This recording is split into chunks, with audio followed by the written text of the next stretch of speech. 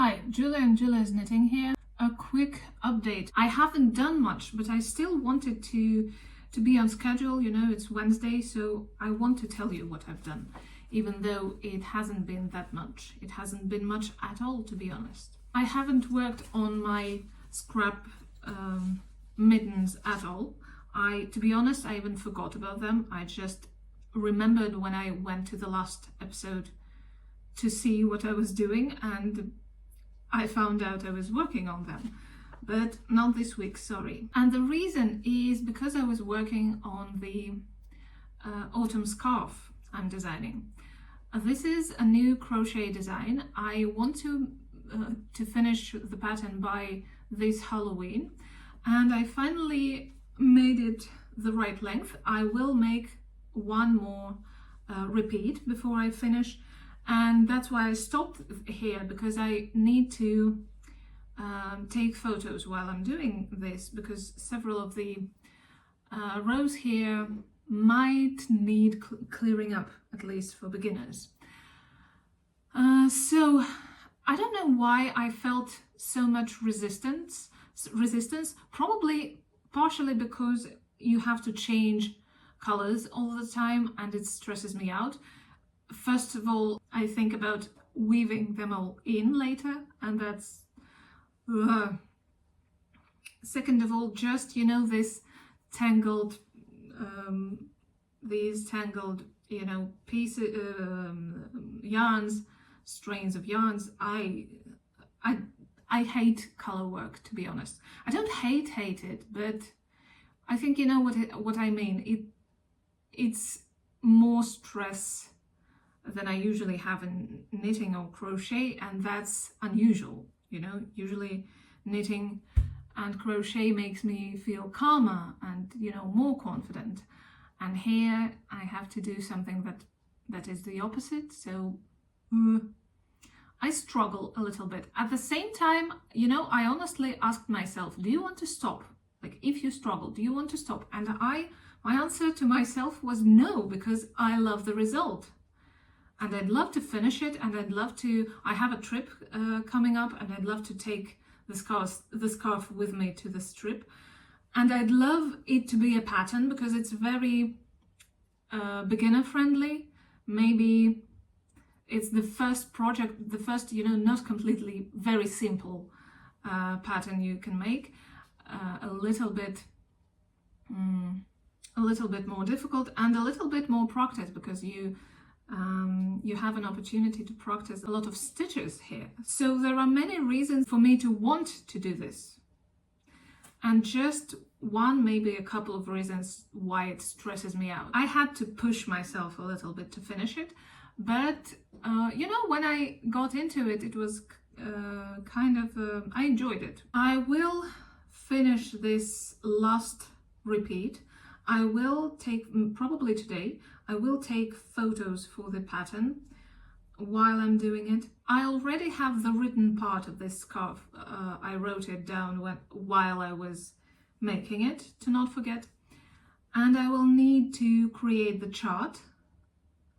And you know, as usual, when I say it out loud, it sounds very simple to make a pattern, but this is something that I enjoy the least, let's say that. Sometimes I want to even say hate, but then I think, okay, I chose to do that, like, myself. I wanted to do that.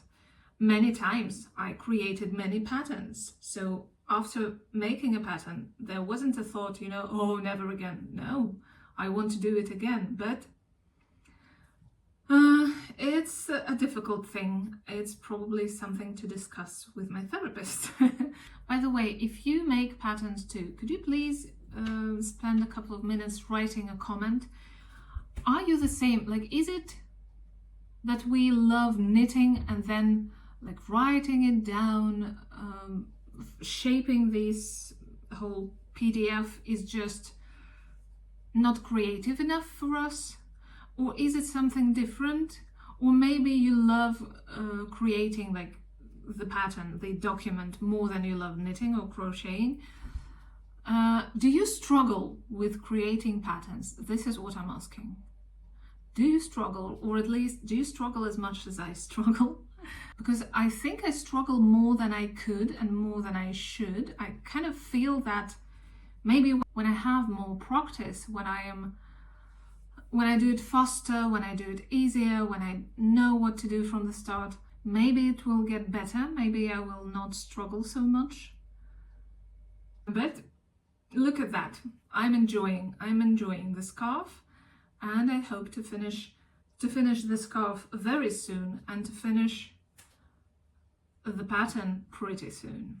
And the only other thing that I worked on is a knitted scarf. This is it. I think I told you that I was just going to make it. I was thinking about the pattern to use, and eventually I didn't use the pattern. I just saw a sweater on Pinterest which had this sleeve. I think it was the wrong side of this stockinette stitch, and along the shoulder and the whole arm there was this cable, this wide cable made of, maybe it was even wider in the sweater I'm referring to. But I thought that I loved this idea. I loved how it looked. The thing I changed is I'm making this like background a moss stitch, knit, purl, and then you purl the knits and knit the pearls. I started with a 1x1 rib, and now it's all just a cable, a long cable. I saw the yarn differently while knitting it. This is Cascata yarn by Hobby, and in the ball it looks, I thought that it was more of this than this, but in reality it's the other way around, and I'm very happy about it because I like it more. And I think it's well, in general I like this muted color and less of accent color. And this is exactly what's going on here. So I'm hoping that my cousin, who I'm making it for, enjoys it too. I think she will. Like, I'm looking at this and I know that she could have this already in her wardrobe. You know what? Now I'm looking at this. Is it all very different? You see, it starts with like stripy orange and red, then it's almost brown, then it's, I thought it was repeating like this, and then it repeats. But here we have kind of a mix of a yellow, orange and this dark brown. I think the sections are longer than I expected in this scarf. Okay, that's good to know. I can't wait to see the whole scarf, to see, you know, I think I will knit the whole skein. And it's interesting to see how many repeats there actually are. Interesting, very interesting. Can it be that the whole skein is like different, that it doesn't repeat? I'm sorry guys, but that's all for today. I have no other finished or started or in work objects, because I'm working on a pattern. I have actually knitted more than this, but they were all swatches for my shorts, for my you know, for the short videos I make for TikTok, for YouTube. It took some time also, but the result is all in the videos, not in the things I have. The only thing left to talk about is the book of the week, and I finished Summer Book. It's very good. I'm not sure, I was sure like it would be perfect to read in summer. Now I'm thinking, I don't know, should I have waited? Should I read it next time in a different season, like the opposite, like maybe around Christmas, to remember summer? At the same time, it's not about summer, like it takes place in summer, but it's not about that, it's about relationships. So I don't know, it left me with the sadness with this, I don't know, satisfying sadness, if I can say that. I remembered my mom and my relatives who died, and who died, you know, sooner than they had to, probably. But at the same time, I think even if you haven't lost anyone, I think you can imagine that someone dying raises a lot of emotions. It's not just pure sadness. You're not just, you know, sad and devastated that they are dead. That's a complex of emotions, feelings, thoughts. That's a lot of stuff. And this is all in the book. This is all in the book, and this is, you know, there are options on how to deal with it and how to, they don't tell you, she, the writer, she doesn't tell you it's okay to be sad, or it's okay if you feel that. No, she tells you, okay, there is this option. Like when someone dies, you can do that, or feel this, or think about that. And also what she does is she leaves you, like she tells you something like, and continue. Like, what can you think of? You can also be happy, probably, because the person suffered and was in pain. You can at the same time be relieved because you don't have this responsibility anymore. So that's a lot of feelings to feel, emotions to process, a lot. And that's because we're humans, and that means we're humans, and the other way around, that's because we are humans.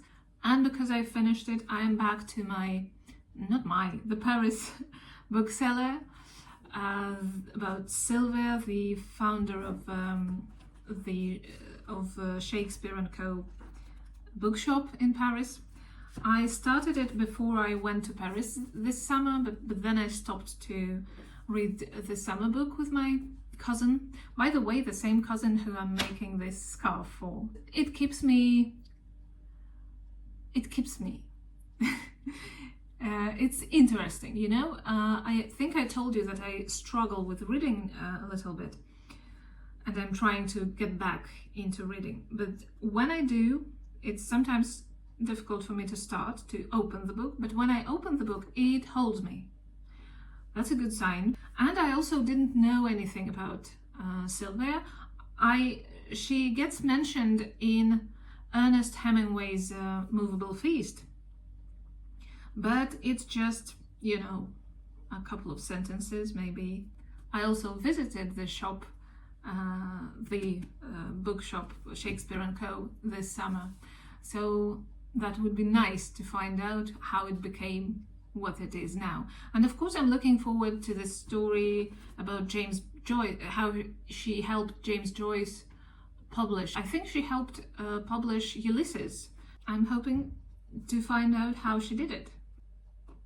This was Julie and Julia's Knitting. Bye!